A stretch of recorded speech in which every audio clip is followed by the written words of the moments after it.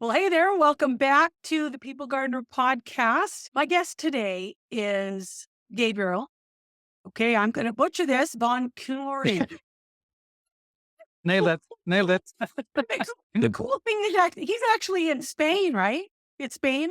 Yeah. Yeah. Yeah. Southern Spain. Yeah. So the poor guy, it's the end of his day. It's the beginning of ours here in the Pacific Northwest. But he's going to be talking about delegation. He's got a very, very interesting take on it. He was a bomb. What was the title? You were a bomb disposal Yeah. Bomb disposal officer. Yeah. officer? Some people call Okay. it bomb tech. Yeah. So he has a lot of understanding about trust. And one of the big components of delegation is trust. So we're going to get started with him actually telling us his story, what he does, and then we're going to get into the nitty gritty of maybe some actions that you can take today or tomorrow to start that whole delegation process. So, Gabriel, you're on. Tell us all the things. Well, I'm shaking. I'm all nervous now. I'm going to tell you all the things that so you can delegate with complete trust and everything's going to be just fine, just perfect. I mean, I wish it was that easy, right? We could Oh, just isn't press that the play. truth? Yeah, right. Because it hit me a few days ago. Like, what is this delegation thing, right? Why am I so obsessed with it?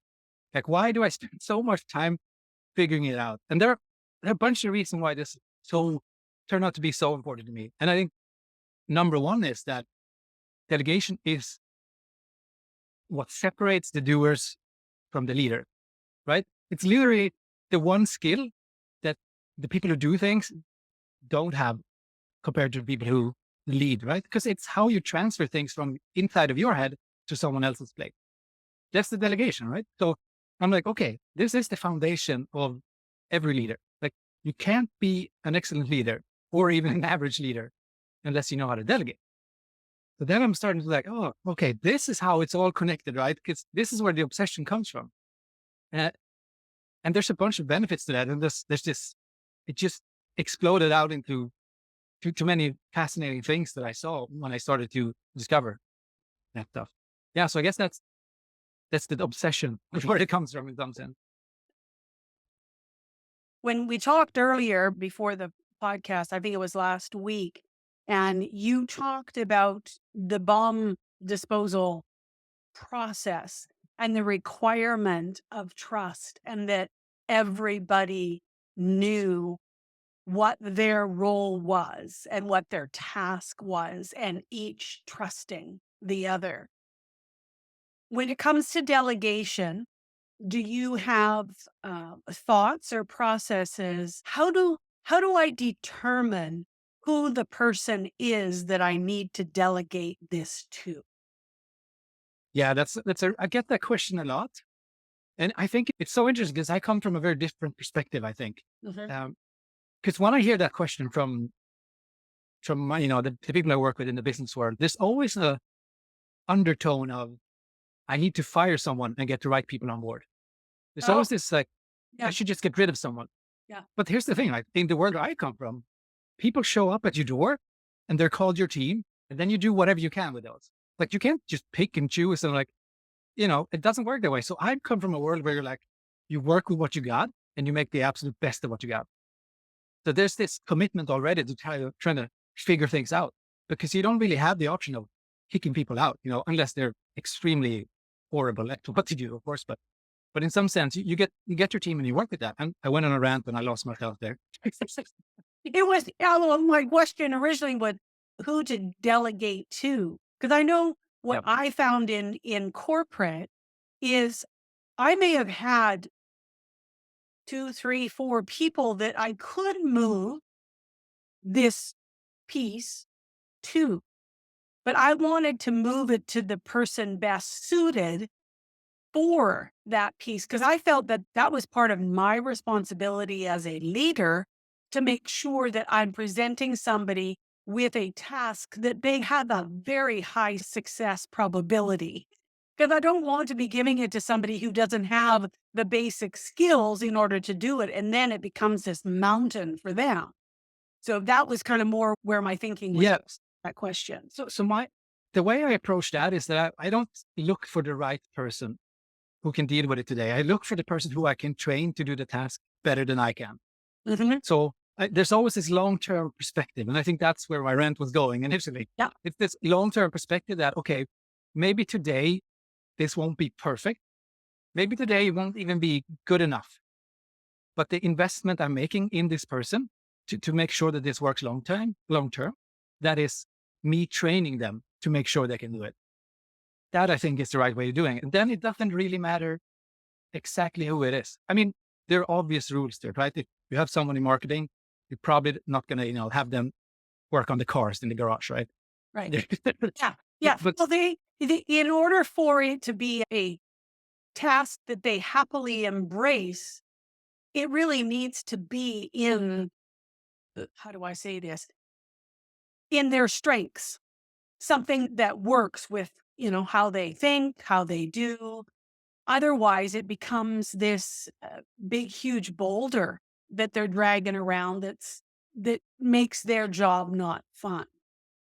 yeah, Okay, I want to go and back to what you said about the person, and they don't necessarily have to have the skills that you're looking long term and you want to be able to train them, right?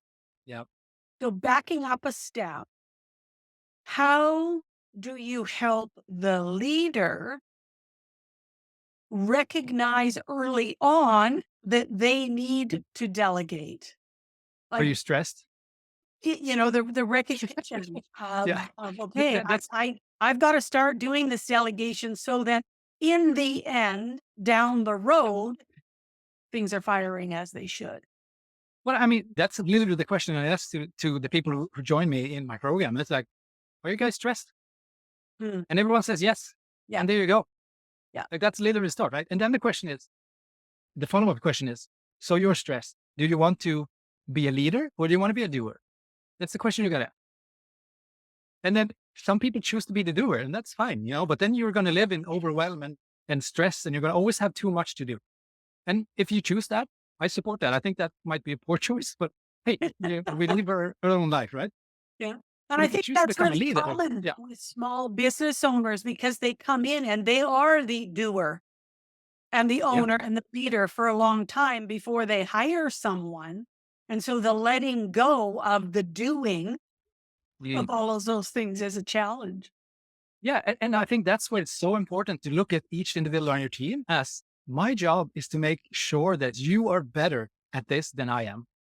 Because once that happens, as soon as they become better at doing this task than you are, everything goes their way. Because now you're like, holy crap, when they do it, it's better when I do it. Everything needs to go their way. Because suddenly we as a team, we as a company are doing amazing things now. It's not just me. And that's the beautiful threshold to cross. And when people get there and they see that when you get it back and like, oh, I didn't think about that, but that's actually genius. That's Mhm. where like, okay, we got to do more of this, right? That's when you leverage, that's when you scale, and that's when things really start to happen.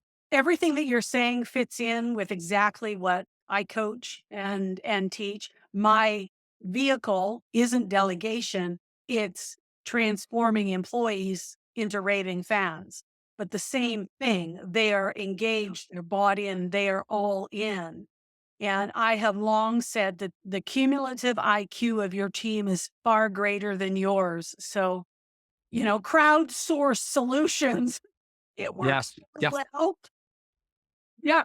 But I think a common misconception is that you should have this deep trust with everyone you work with. Like you got to big more and more and more trust. More trust is always better. Like, well, not really, right? Because like you only need enough trust. Like everything else, you need enough to get the work done. Like you don't have your colleagues don't have to be your family.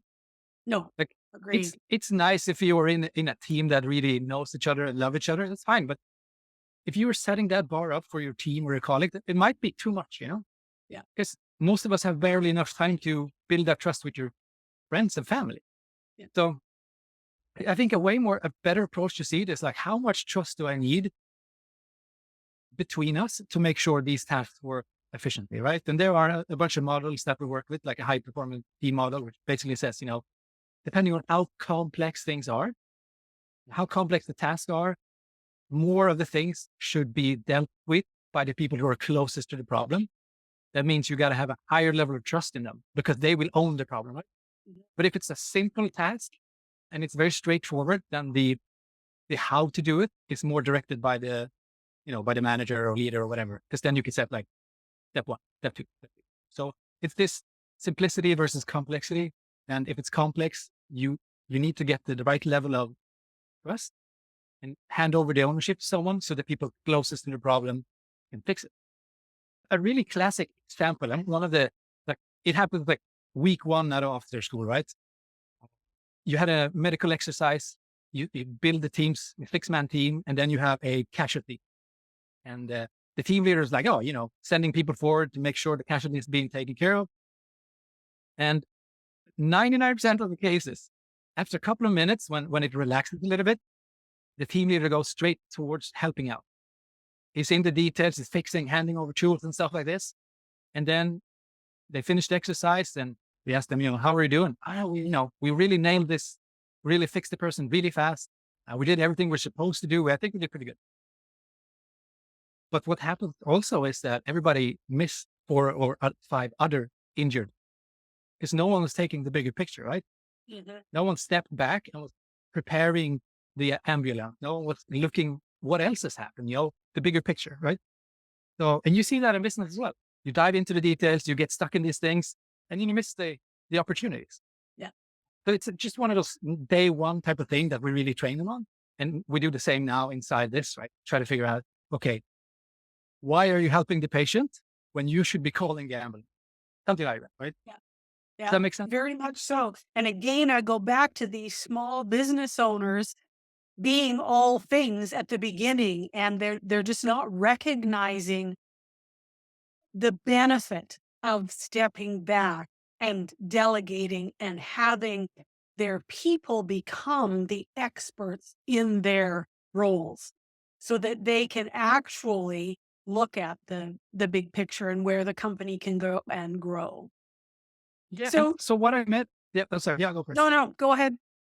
So what I met a couple of weeks ago, I did a team building class or whatever, a day thing, which I don't really enjoy doing because whatever. But we did this and they've been running this workshop. It's a Ferrari and Lamborghini workshop for 15 years. We do this thing and the manager or the owner is, like you're saying, in the middle of the details. He is the brand in some sense. Like, and he's always into detail. So he was feeling, and maybe this is something that relates to your audience, is that he should be the one doing things because people think he is the brand, he is the one who is actually fixing. They want his quality. And that's a super limiting thing, right? Mhm. And the thing is, people want to interact with him and have his quality when they get work done, right?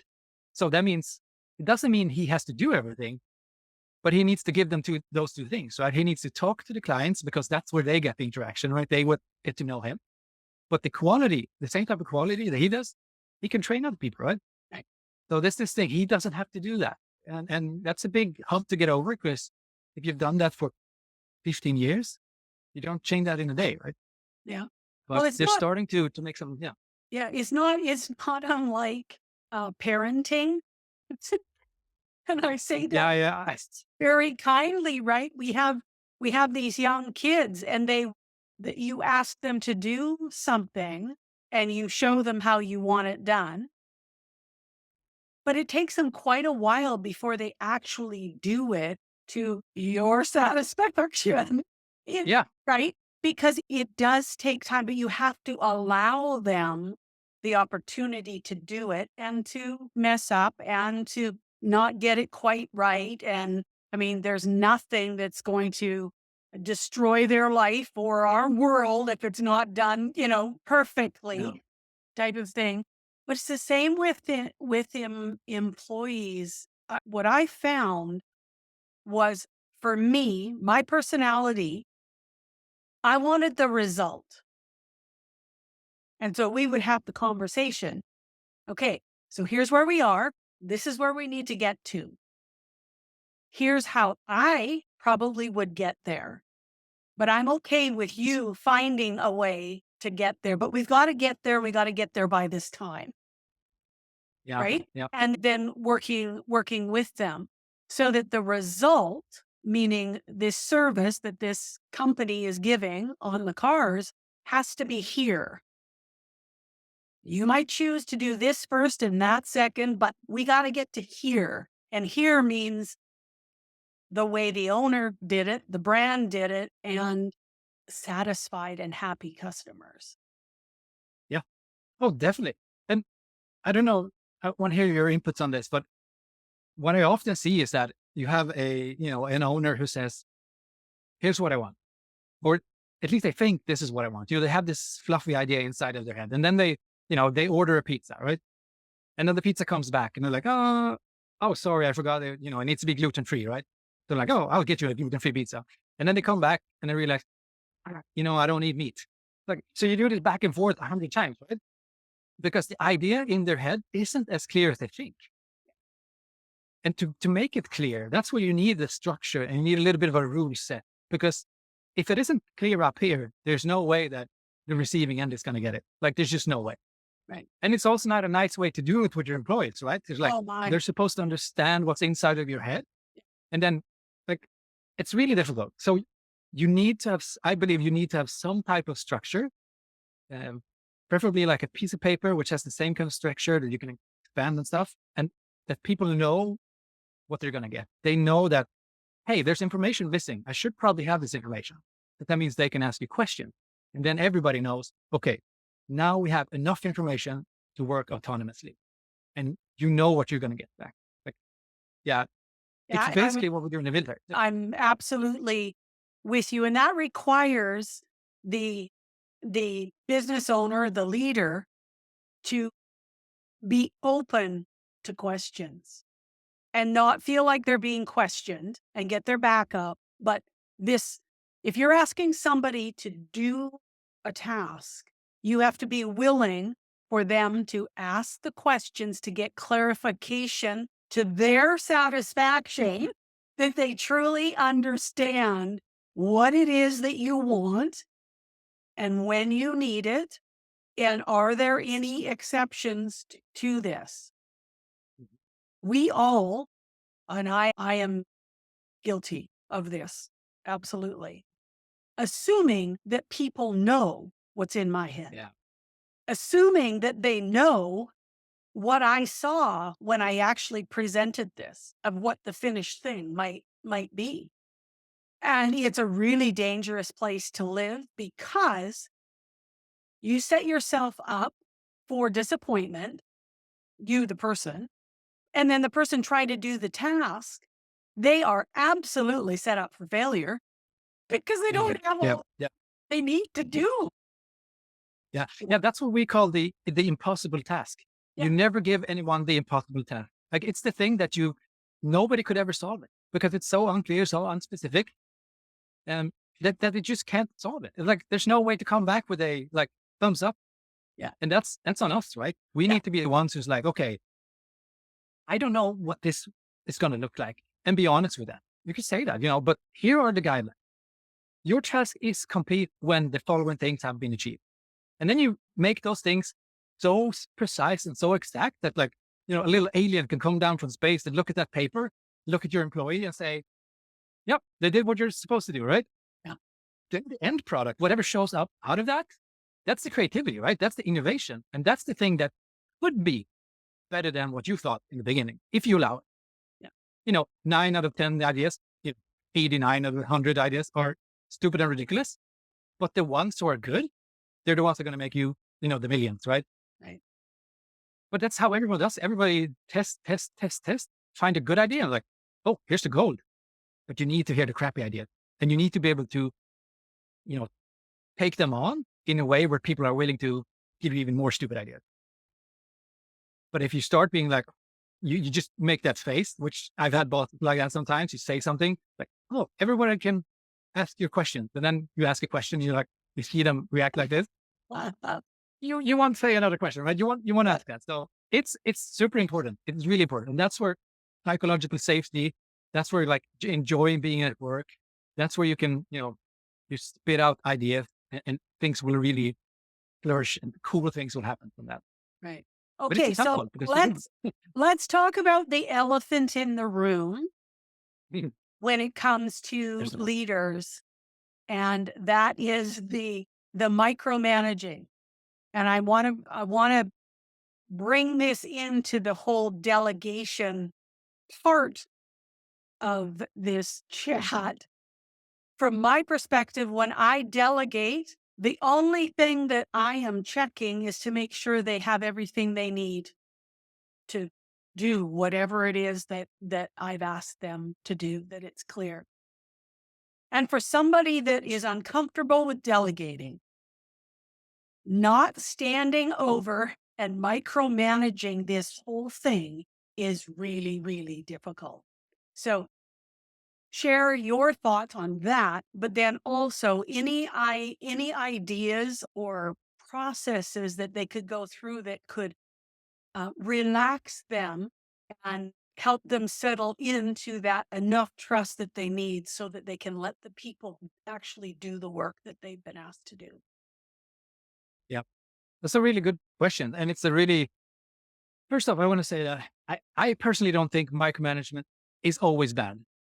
There's a room for things when things need to move really fast and there's no time to talk about it. That's when you grab someone by the shoulder and like, okay, we're going this way now and we're going to figure this out. We do it now and then we'll talk about it later. There's room for that. We do that in the army all the time. And I do that with my teams sometimes when it's like, we don't have time for higher understanding. This is exactly what we need to do. So there's a room for it. But the catch is when you do it in the wrong situation, you lose that ownership and you lose that engagement, you lose all that stuff and you lose the autonomy, right? You lose the sense of people owning it. So you have to start micromanaging even more. It becomes this weird spiral, right? You started micromanaging and now you have to do it more because if you don't, you won't get what you want. So then you do it even more. It's really weird. But, and so there's room for it. And I think, You yeah, see, where okay, she goes. okay, time out, time out. You say there's room Yep. for it. What you described there to me is not micromanaging. That is Okay. leading. Got it. You're recognizing that something needs to go left, go right, or speed up. Something needs to be tweaked in that situation. Yeah. What in my head, how I define micromanaging Mm. is you've given someone a task and then you are over their shoulder, checking in with them constantly, saying, oh, well, no, you should do it this way. Or so it's more an oppression Got it. Okay. Yeah. feeling than like what you described. I totally get, and I'm all in on that. You're the Yeah. leader. You're recognized. Whoa, we're in a lock course. Yeah. You're like the rudder. Now we here Yeah. type Yeah. of thing. So yeah, Okay, got it. Yeah, that's a good clarification. That makes a lot of sense. Yeah, so that makes me think about something really interesting because I think at least for me and for the people I work with, the struggle with delegating is that they feel that they're losing control. Mhm. Like yeah, like I don't know really what's happening, and then you're like, okay, I got to check in on my team, which of course you should check in on your team, because that's a good thing to do if you do it where they see it as care Yeah, rather than control. yeah. That's a huge difference, right? Everybody wants to be cared for. Nobody wants to be controlled. But it's the same thing, right? It's the same. It might be the same physical things you're doing, but if they see it as care, and that's the big challenge here is to make them see it as care, and that's really on an individual basis. But that's the skill I think it needs to make them see it as care rather than control. Um, and there's the way that we usually do that, or we try to do that, is that first of all, you got to know the people. If you're on a small team, you should really spend time getting to know people. And I don't mean like, what do you like to eat? Whatever. That's not getting to know. It's like what truly drives them, what makes them show up for work every day, what makes them actually do their thing, and what do they care about? And if you can figure that out, you could probably communicate in a way where they feel seen and heard, and where they can feel like, oh, this person cares for me. They're coming to my desk now to make sure that I have everything I need, not to see where I'm doing things wrong. Right. And so the thing is that, and you want to be like, stop me here if I'm going too much on the rant, but I think Oh, this will make sense. Here's the thing: you see something that's going wrong, and you're like, "Got to fix this. This is this is going to, this is not good. You have options. You could either do it for them, which probably is not a good thing. You can give them feedback in the moment, which is like the medium solution, or you do the magic. So here's the real magic, which I do all the time, which I've seen people implement, and it's ridiculous how well it works. You see what they're doing. You see that it's not going to ruin your company. You allow it to happen. And then you put the same person in a situation where they can do the similar thing and succeed. And once they succeed, you give them all the positive feedback you can to make sure that that behavior that they correctly now is repeated over and over again. That means you see all the bad things, but you don't have to poke people in the eye saying you did it wrong. Yeah. I don't know why you would poke someone in the eye. But they do the way. Yeah. But you see all the things that are happening and you put people in a situation where they succeed, and then you reinforce that behavior, the positive reinforcement. And you do that as well as you can.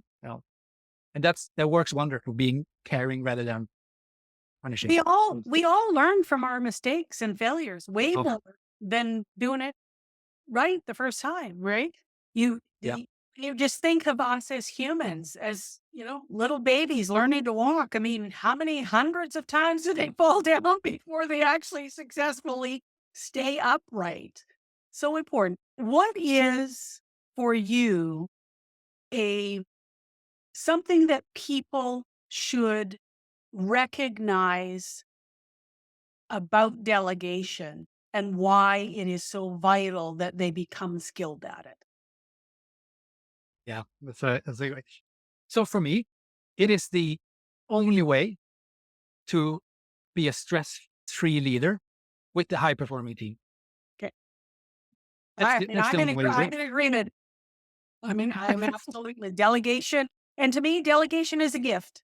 It's a gift to you because Yeah. it frees up your time, your mind, your emotion, everything. And it's a gift to the employee because now they actually can take authority and responsibility for something. They can own it. And they Yeah. Yeah. can come back to you with feedback. Hey, we could tweak this. We can go here. We can go there. We can make it Yes. better. So yes, it's a win for both parties. So there's probably people now like, okay, it makes sense. I should be delegating. I'm not. But what I do? Like, what's the small micro step I can do now? And I think I got something that kind of ties into this pretty well. Do you want me to Perfect. Yep. go through Go that? for it. So the thing that it's going to do, I love the small things that make the big difference. I never do the small details. I rarely never, I just do that small 5% that gives most of the benefits. And I'm fine with that, because I'm a lazy person. It works perfect. I'm not that workaholic, right? I love getting things done. If you want to delegate and if you want to make it as easy as possible for you and to make sure that they have the best possible ways of getting it right the way you want it, there are 3 components that you should use every time. I would say the first one is purpose. And that's when you explain, okay, why is this important? Like, how does it connect to the other things that we're doing? And also, it's very important, the purpose. Why is this important to them? Like, what benefits will they see from this? And don't go too big. Nobody really cares about the vision. People care about themselves and their family and stuff. So talk about why it's important for the organization, and also why it's important to them as a person. What benefits will they bring? So that's the P, the purpose. Next step you got to add is the end state. What will the world look like when the task is complete? So I phrase it like this. When the task is complete, dot, dot, dot. Then you explain, okay, what will it look like? What has happened? What has changed from before you saw the task till now? Are there, have you organized whatever the warehouse, whatever have you done, So that gives you a kind of a visual of world. And then the last part is the requirement. So it's purpose, end state, and requirement. The requirements, this is where our little alien comes in, right? The alien looks at the requirements list and says, because these are measurable. It says, okay, this person has moved, I'm going to do some stupid example. This person had moved 5 boxes into this room. Check. Like, anyone can verify that. This person has done, X, Y, and Z, and they're measurable. Everyone can see it. It's objectively. So when these things under requirements are done, the task is completed. It might not be perfected, but they know that 1, 2, 3, 4 is done. I can go back to my manager, the owner, whatever, and say, Here's what I've done. They won't contact you before, or they won't contact you too late. They know exactly when. So that's a really, really good start. What we do after that, when it becomes more complex, is we expand. We have a bunch of other things to make sure they have all the information they need. But if you can add those three things, that's going to do literally 80%. Right. Awesome. No, that's wonderful. I love the steps. And those that are listening, get on it. Start working on these steps for delegation because it'll make a huge, huge difference in your life. So, Gabriel, thank you so much for sharing. We're on the same page. You're singing my song Yeah. when it comes to delegation. That's it for this week, folks. We'll talk to you again next week.